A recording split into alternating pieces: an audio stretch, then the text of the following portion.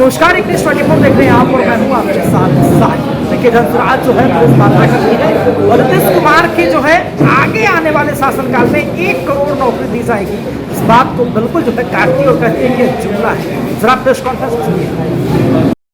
ने कही जब बात की हम अगर आप उनकी सरकार आती है तो अगले 5 वर्षों में 1 करोड़ नौकरी हो गई।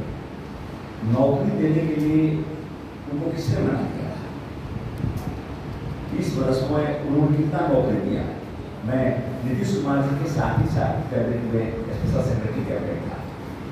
हम लोग के पास रिपोर्ट आती थी कि सभी विभागों में बहुत सारी वैकेंसियां हैं, सैंक्शन पद पर बहाली नहीं हो पा रही है, फाइनेंशियल प्रॉब्लम से चल रही है।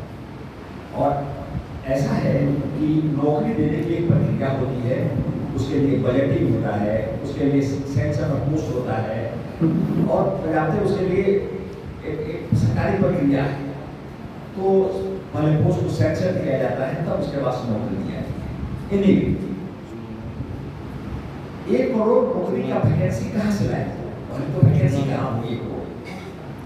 अगर मैं भाषा कटाक्ष के रूप में कह रहा हूँ, अगर शराबबंदी की वजह से शराब बेचने वाले लड़के को नौकरी देने की बात मानी जाए तो अगर वो नौकरी है तो नौकरी है।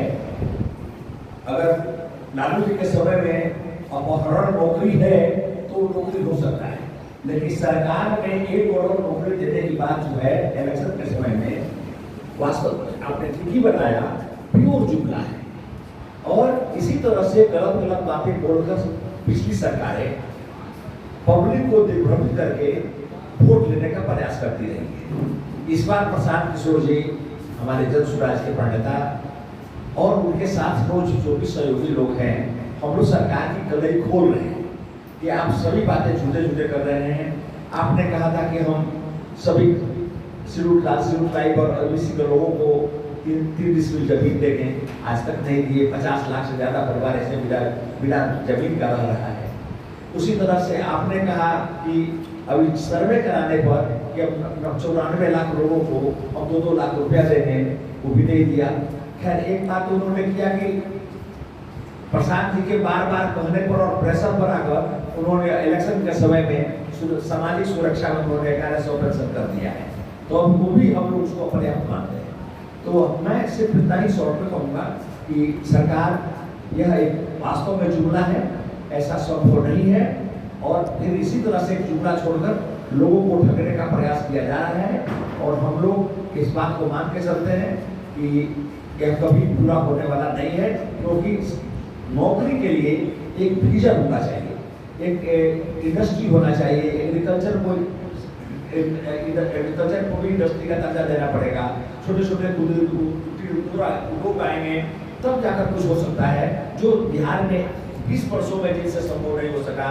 अब असक्षम नीतीश कुमार जी से यह संभव नहीं है, ऐसे वोट पाने का एक नतीजा माना जा सकता है। हम लोग इसको हम लोग सिरे से लगाते हैं और पब्लिक के बीच में हो जाकर एक बात बतावें, यह जुमला है। फिर आप इस चिड़िया दाना डालेगा, चिड़िया आएगी, जाल में फंसना नहीं वाली स्थिति है।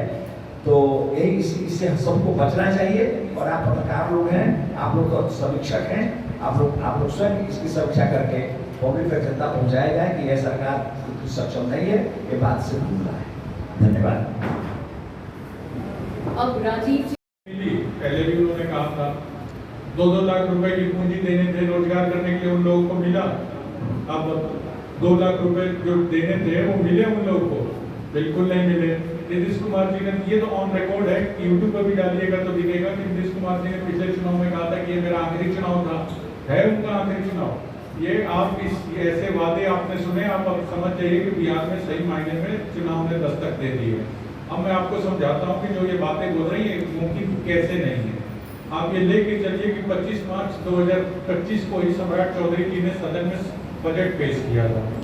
बजट वो 3,17,000 करोड़ रुपए का बजट था, जिसमें लगभग 2.5 लाख रुपए का एक्सपेंडिचर ऑलरेडी होता है बिहार सरकार का, लोगों की सैलरी, पेंशन, टैक्स और ये सारा बच जाता है 67,000 करोड़। 67,000 करोड़ में वो बोल रहे हैं कि हम 1 करोड़ नौकरियां और देंगे। और अभी 3,17,000 करोड़ में लगभग 20 लाख कुछ कर्मचारी, 20 लाख कुछ एम्प्लॉयमेंट दे रखी है बिहार सरकार में, जो लोग काम कर रहे हैं पेंशन वालों को छोड़ के। इसमें आप 1 करोड़ लोगों की सैलरी और अकोमोडेट 67,000 करोड़ में कहां से करेंगे? प्रैक्टिकली ये बता दें नीतीश कुमार तो बहुत बड़ी बात हो जाएगी। उनको मैं कुछ सुझाव देता हूँ, इन ढकोसली बातों से, इन झूठे वादों करने से अच्छा है कुछ चीजें अगर वो सुधार करें तो जो प्रशांत दिया कर रहे हैं तो चीजें ज्यादा बेहतर हो सकती हैं। सबसे पहले जो CD रेशियो बिहार का गिरा हुआ है उसी को उठा दें वो, तो सबसे पहले जो लोगों को 15 से 20-25 हजार की जो नौकरियां हैं वही मिलेंगी। वो जो रोजगार का नाम देके लोगों को ये झूठा ढकोसला देके जो वोट लेना चाहते हैं उससे जनता को बचना होगा। ये चेतना हमने जगाई है, प्रशांत किशोर भैया ने जगाई है, जन स्वराज के मुहिम ने जगाई है, तो उनको ये सब बोलना पड़ रहा है। उनको किसने रोका था? सीधी बात है, 20 साल में आप जो नहीं दे पाए 5 साल में आप कहां से दे देंगे? क्या आपके राज्य के बजट की स्थिति ऐसी है कि आप 1 करोड़ लोगों को नौकरी दे सकते हैं? क्या मुमकिन है? सीधी सी बात है कि जब आपके पास 10 रुपए हैं तो आप 25 रुपए खर्चा कैसे कर सकते हैं? एक लॉजिकल और बहुत सीधे तरीके से मैं आपको कहना चाहता हूँ, ये सिर्फ और सिर्फ ढकोसली बातें हैं, लुभावनी बातें हैं कि आपको नीतीश कुमार अच्छे लगे, आप उनको फिर से चुनाव में वोट दें। उनके इतिहास देखिए वो शुरू से क्या करते आ रहे हैं। खुले मंच पे सबके सामने, मीडिया के सामने, इंटरनेशनल मीडिया के सामने उन्होंने 2020 में कहा कि ये मेरा आखिरी चुनाव है। अपने पर्सनल कमिटमेंट पे जो नई आदमी खड़ा रह रहा है, तो पॉलिटिकल कमिटमेंट जो ये कर रहे हैं कि हम रोजगार देंगे, कहां से दे देंगे? ये कोई पॉकेट में रखी हुई चीज थोड़ी है कि हम दे देंगे।